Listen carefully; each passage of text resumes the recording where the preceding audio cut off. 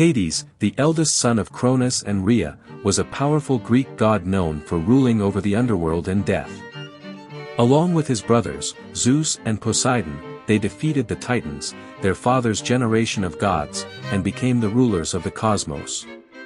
Hades often appears in art holding his iconic bident and donning his signature helm, a symbol of his power and dominance. He is frequently depicted standing next to Cerberus, the three-headed guard dog of the underworld. In Roman mythology, Hades was merged with Dis Pater and Orcus to become Pluto, the ruler of the underworld.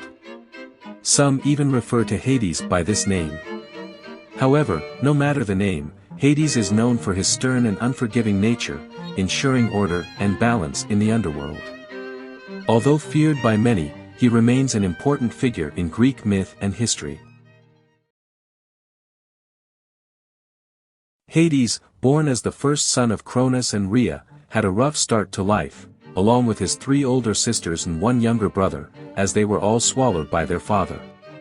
The only one who escaped this fate was Zeus, who ultimately freed his siblings from their father's stomach. The 6 younger gods then challenged and defeated the elder gods in the 10-year-long Titanomachy War. Hades and his brothers drew lots for realms to rule, with Hades receiving the underworld. But there was another story that defined Hades' role in the Greek pantheon.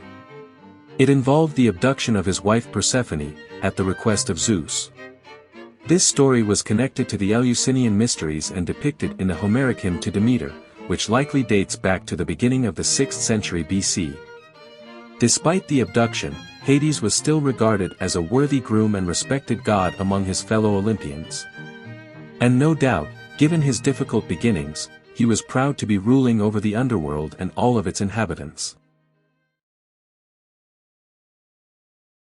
Hades, the god of the dead, was feared by many in ancient Greece.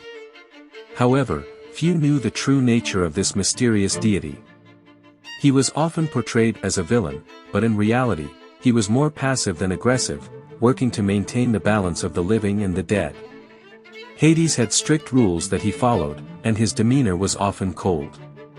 Everyone in the underworld respected his authority, and he was responsible for all the souls that entered his realm, ensuring that none ever left. 2 men who dared to cross him were Sisyphus and Pirithous. They learned a harsh lesson about challenging Hades, as they faced terrible consequences.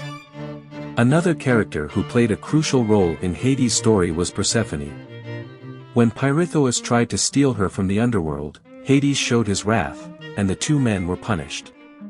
It was uncommon to see Hades outside of his realm, but on one occasion, he helped defend the city of Pylos. Unfortunately, he was shot by Heracles, but he was still able to travel to Olympus to heal himself. Many heroes attempted to visit the underworld, such as Odysseus, Aeneas, Orpheus, Theseus, and Pirithous. However, none of them were impressed with what they saw. In the end, despite his fearsome reputation, Hades ensured that all who entered his domain were treated justly and lived eternally according to their deeds in life. His passive nature might not have made him the most exciting god, but it made him a just and fair one. Once upon a time, Persephone was a beautiful young goddess, daughter of Zeus and Demeter. Despite her beauty, she was not a willing consort of Hades, the feared god of the underworld. One day, as she was picking flowers in the fields of Nyssa, Hades abducted her. Demeter, Persephone's mother, was devastated by her daughter's disappearance and cast a curse on the land. A great famine swept across the earth, and people were starving. In an effort to save mankind, Zeus sent his messenger, Hermes, to negotiate with Hades for Persephone's release. Hades agreed but gave Persephone a pomegranate seed to eat secretly before she left. When Persephone returned to the earth, she reunited with her mother, but Demeter suspected that her daughter had been under the influence of the underworld. After a brief interrogation, Persephone admitted that she had eaten the food of the dead, which bound her to spend 1/3 of the year with Hades.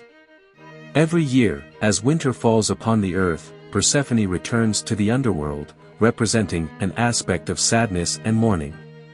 But during the other 2/3 of the year, she is free to roam the earth and bask in the warmth of the sun. Despite the tragic circumstances of her abduction, Persephone's story remains a fascinating tale of love, loss, and compromise that has intrigued storytellers and artists for centuries. Do you want to explore more Greek mythology stories?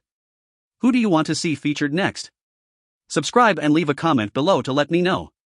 I'll see you in the next video.